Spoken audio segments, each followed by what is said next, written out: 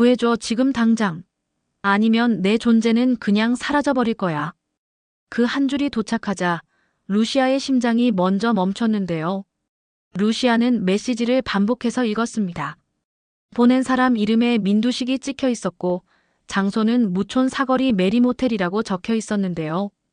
옆자리에 문태경은 운전대를 꽉 잡은 채 미간을 좁혔습니다. 사장님, 회장님이 직접 보냈다면 벌써 10번은 연락했을 거예요.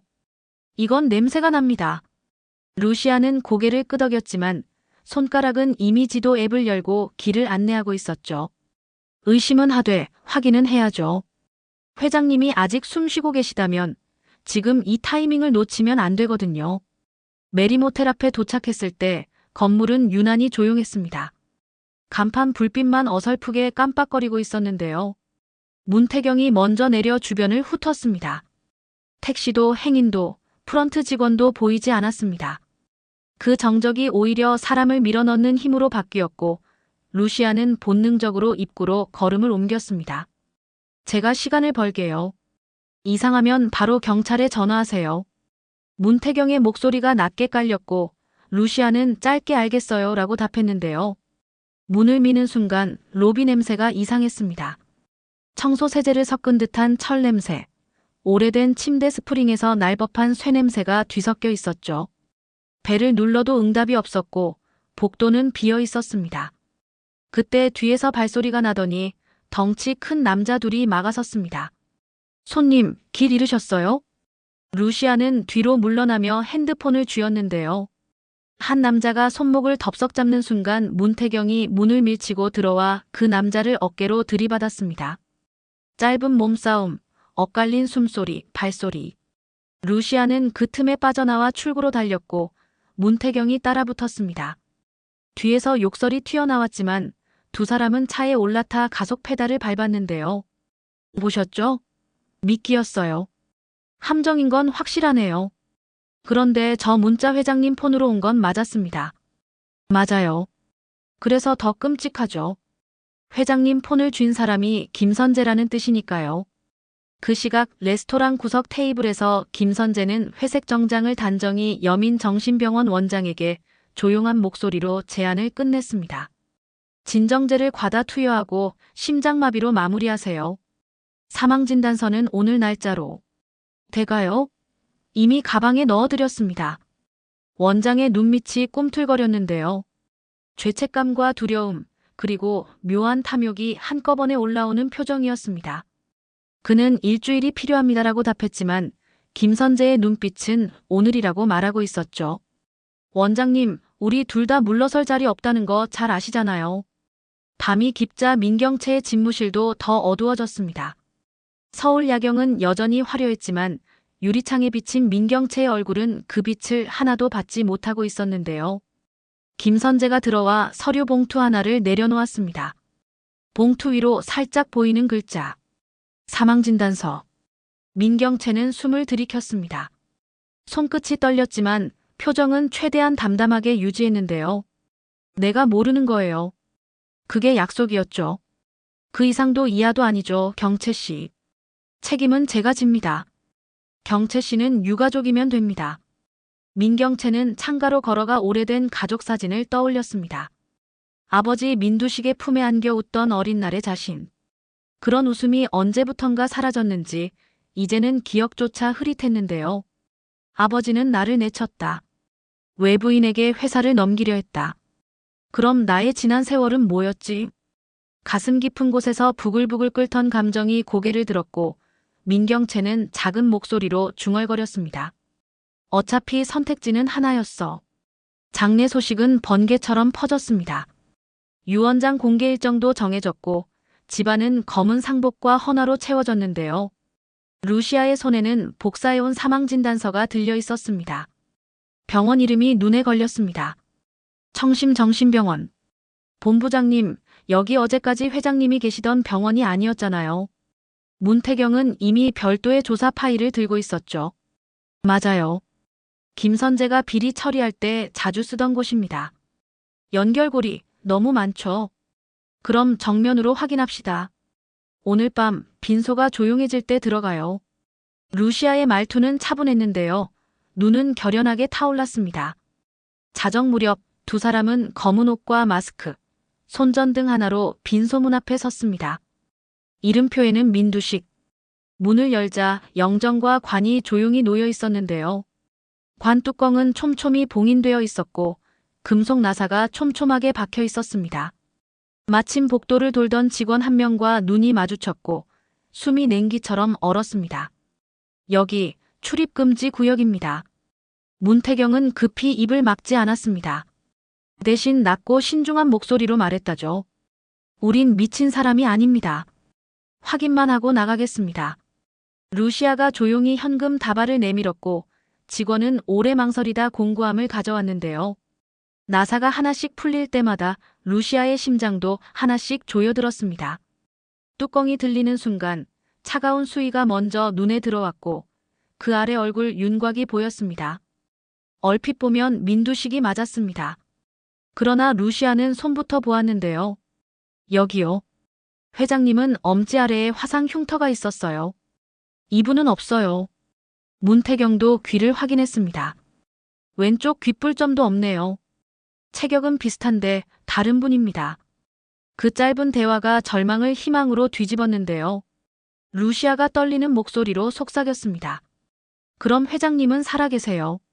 사진을 여러 장 남기고 관을 다시 봉인한 뒤 빈소를 빠져나왔습니다. 복도 끝에서 경비 손전등이 번쩍였고 두 사람은 숨을 죽인 채 뒷문으로 달렸는데요. 밖으로 나오자마자 루시아의 주먹이 꽉 말렸습니다. 이제 끝까지 갑니다. 김선재, 당신이 만든 위장 장례, 내가 전부 걷어냅니다. 장례 셋째 날 오후 서재에 가족들이 모였습니다.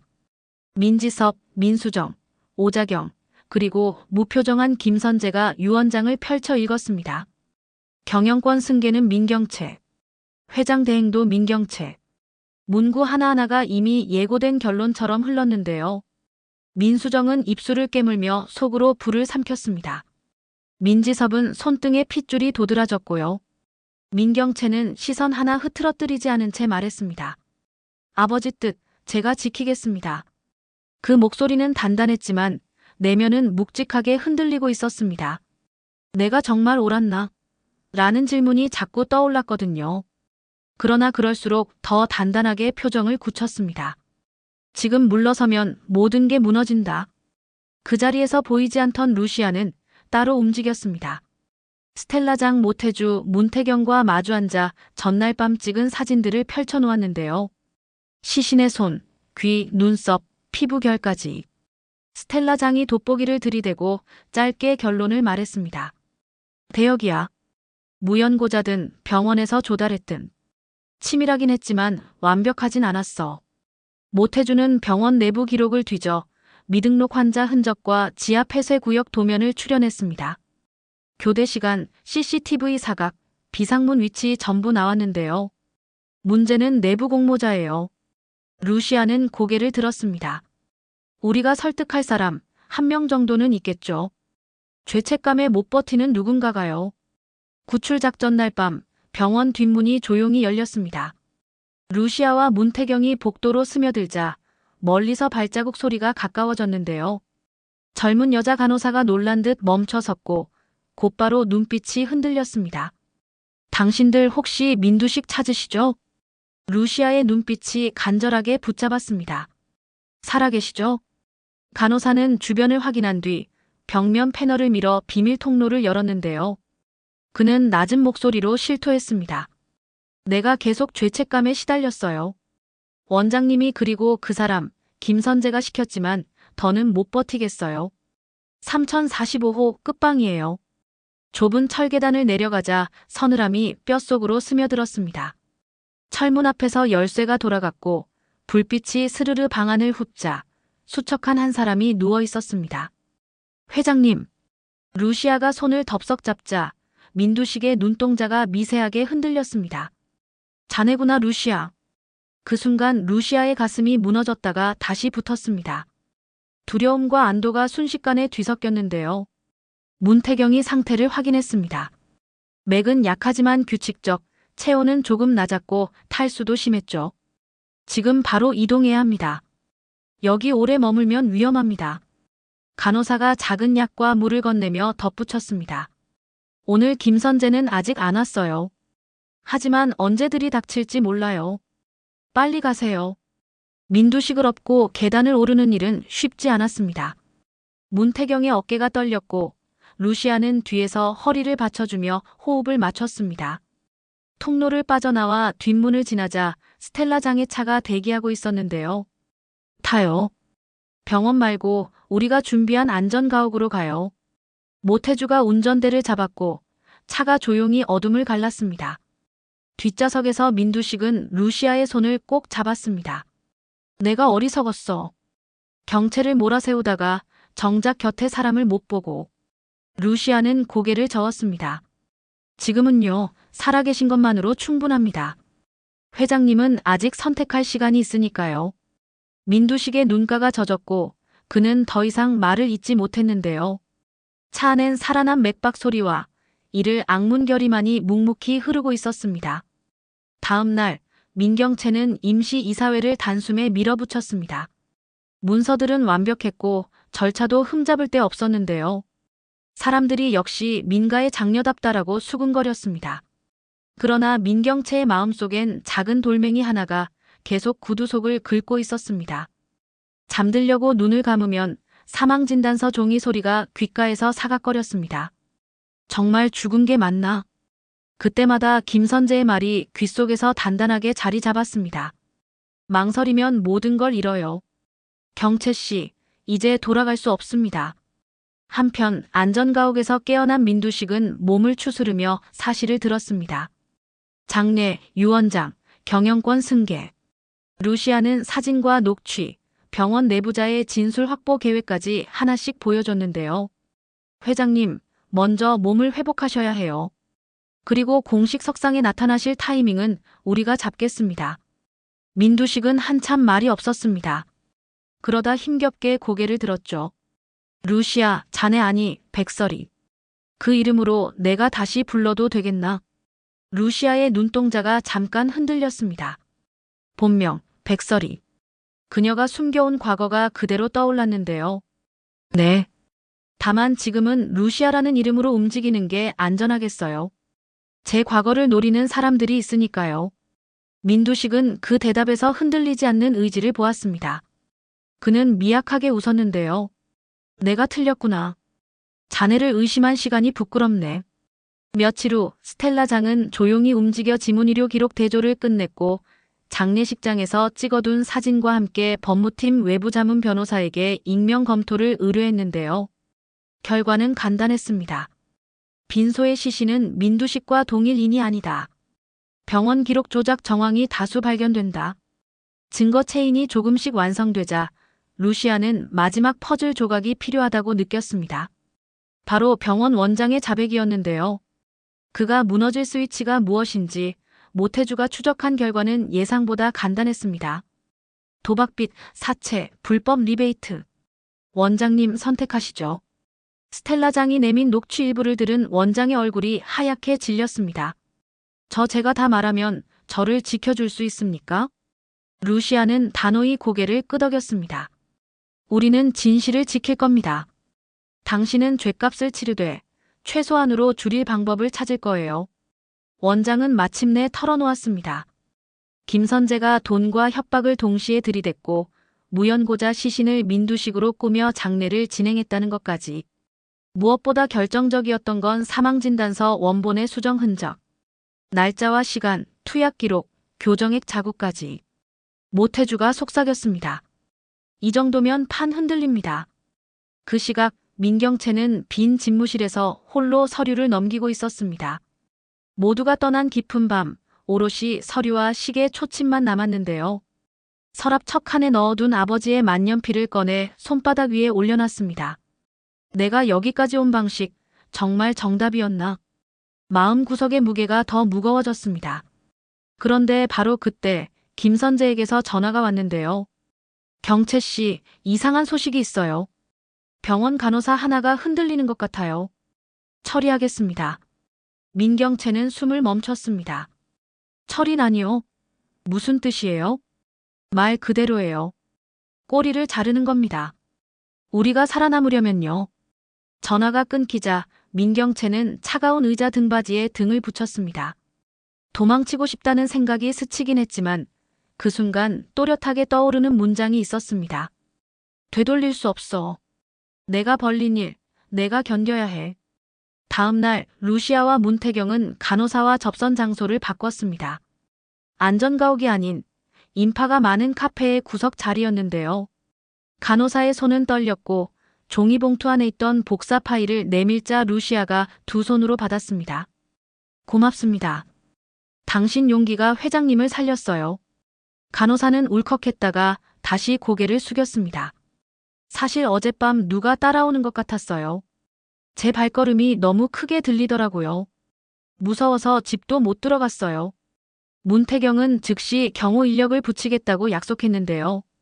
그때 카페 밖에서 검은 우산 하나가 스쳐 지나갔습니다. 루시아의 등골에 찬바람이 스며들었습니다. 김선재 움직였구나. 작전 2막은 회사 안에서 시작됐습니다. 루시아는 공 실장과 은밀히 접촉했습니다. 공 실장은 오랜 세월 민가를 지켜본 사람으로 작은 변화에도 예민했는데요. 그가 조심스럽게 내밀었던 건 낡은 홍보 전단 한 장이었습니다. 미소 분식. 정성으로 만드는 우리 동네 분식집. 대표 백설이. 한참을 보더니 공 실장이 낮게 말했습니다. 난 예전부터 느꼈습니다. 루시아 사장님에게선 백설의 씨의 흔적이 났거든요. 그런데 지금은 묻지 않겠습니다. 중요한 건 회장님이 살아계시느냐예요. 루시아는 잠시 눈을 감았다 뜨고 조심스레 답했습니다. 네. 살아계세요. 우리가 지키고 있습니다.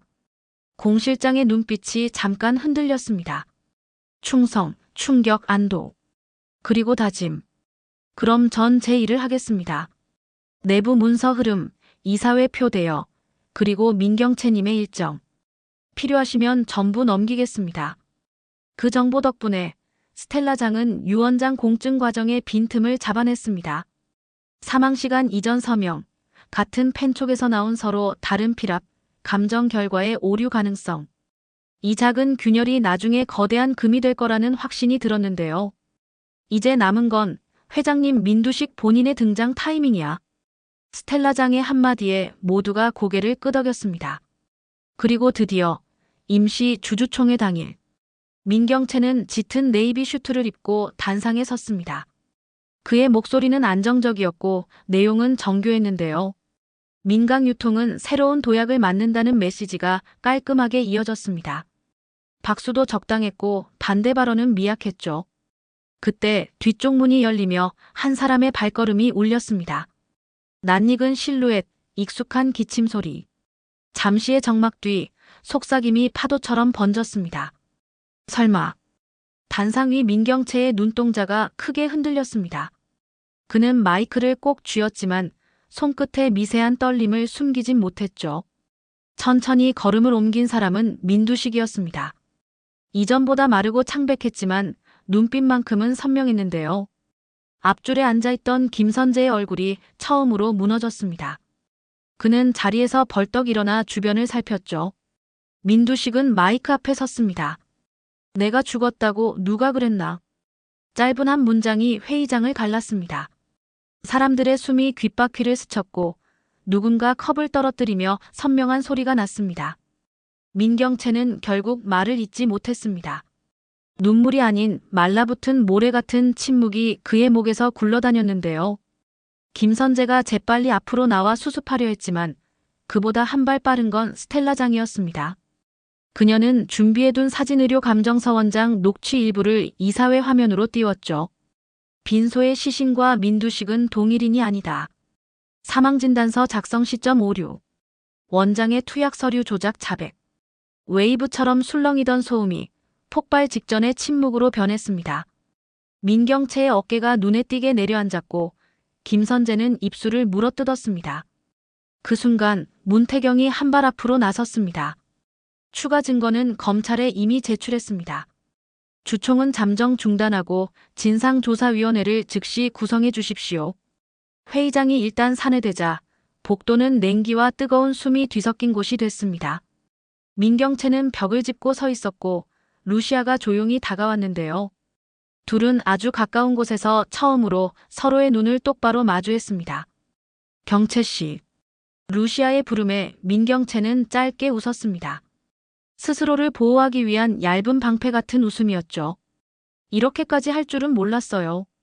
돌아온다는 걸 알았으면 내가 선택을 다르게 했을까요? 루시아는 고개를 젓지 않았습니다. 대신 아주 낮은 목소리로 답했죠. 우린 각자의 지옥을 지나왔어요. 근데 여기서 더 떨어지면 끝이에요. 멈추고 싶다면 지금이 마지막 기회예요. 민경채의 눈가에 아주 미세한 균열이 생겼습니다. 그러나 곧 다시 굳었습니다. 멈출 수 없어요. 나는 이미 너무 멀리 왔거든요. 반면 김선재는 달랐습니다.